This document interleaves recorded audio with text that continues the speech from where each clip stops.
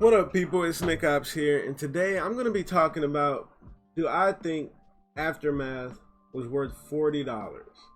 And let me just skip everything right now and get straight to the point before I get to all the other stuff. No, Aftermath is simply not worth the $40 price tag. And this is coming from somebody who really enjoyed the story. The story was a amazing 9 out of 10 to me. It was so much fun to play and so much fun to watch the events unfold live on stream. It was just great. Had a lot of laughs. It was just a very amazing story, and they did their thing.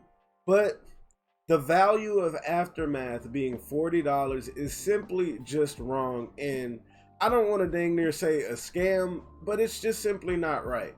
A lot of content creators won't go out on the limb and say stuff like this because, you know, they're afraid of the backlash and everything. But y'all know me on my channel. I just keep it real, and Aftermath is simply not worth $40. If we look at Aftermath in a complete package, what are you getting? You're getting Fujin, Shiva, and RoboCop. That is around a $15 to $18 value. You know, around that amount. Those characters right there. So we got that.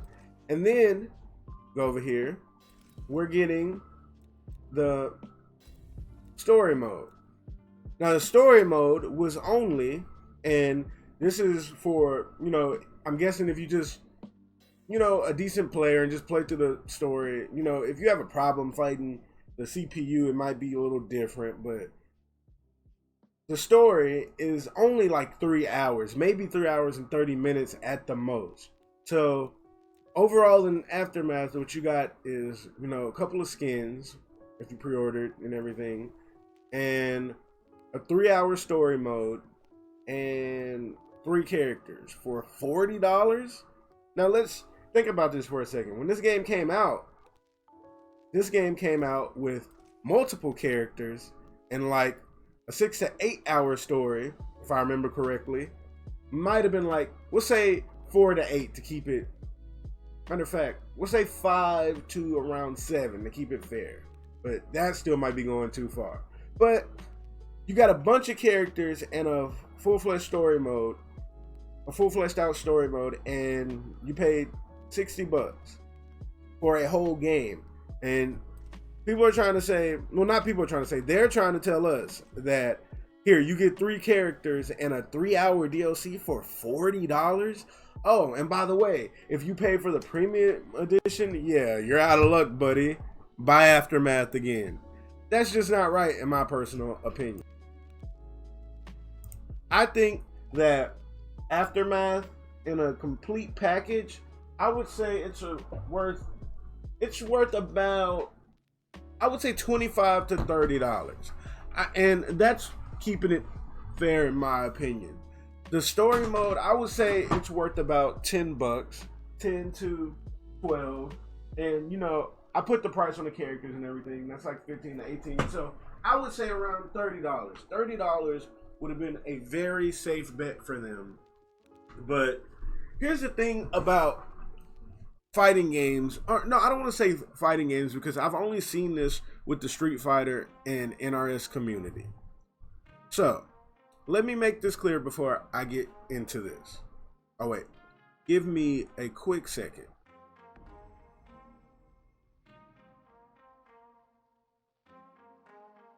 All right, there we go. Now I want to say this before I get into anything about NRS and everything. And I noticed this with NRS and Street Fighter. People are fine with taking scraps. And what I mean by that is these fighting game companies, they know what type of fan base and game they got. They know that they could basically do whatever they want and they could get away with it. I'm just keeping it real, y'all.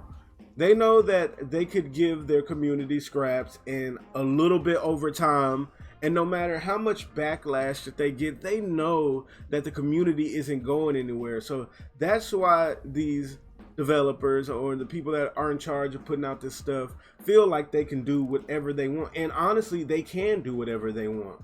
What? people gonna get mad and say, y'all think people are gonna boycott the DLC price or speak up against it? No, because in fighting games, people get really, really thirsty for content, and then they just start, accepting anything. People were willing to make custom combat the future.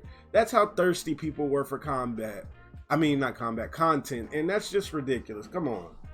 Custom combat, that was going too far, but I'm very happy everybody shut up about that now that they got some content, but custom combat is not the future. But that's just an example of me talking about how thirsty people were getting for content, that they were willing to take anything. So this $40 price tag, yes, it was very steep, but I don't think people are going to notice how steep it was or really be irritated to, I would say, give it a little more time. And then people will really realize, like, hold up, this just wasn't right. Because $40 for like a week or two of content? Come on now. And not even that. But I guess you could look at it differently because it's characters. If you like one of these characters, Shiva, Fujin, or RoboCop, which I personally don't really like none of them. So there goes that value for me. I was forced to buy them all. Well, not really forced. It was my choice. I'm a content creator. I basically felt like it was best for me to buy the DLC. But I don't like any of them. Personally, RoboCop feels boring. Shiva is definitely not for me. And don't get me started on Fujin.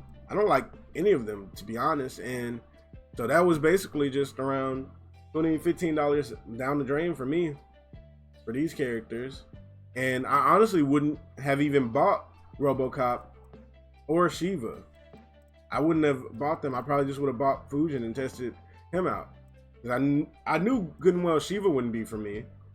And RoboCop, I don't really care for zoners like that. So it's just like, I was forced to buy them like a bunch of people if they wanted to test out like one character.